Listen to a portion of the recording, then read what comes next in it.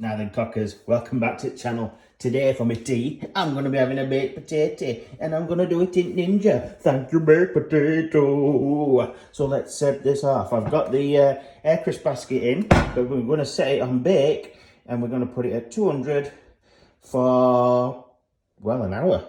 An hour. We want this crispy. We want it a bad boy crispy. While that's heating up, let's get a good stab.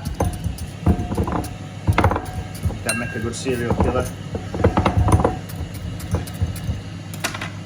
Get some salt on there.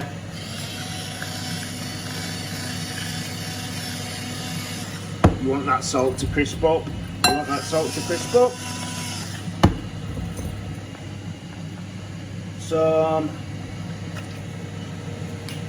fry light.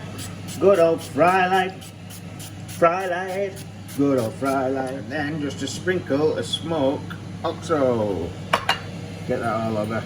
Get a nice bit of coating. Get it all over. And there we go. That's ready for the old Ninja. Bob it in. Give it an hour. Woo! Here we have it. A nice crispy baked potato. See, fluffy. Let's go.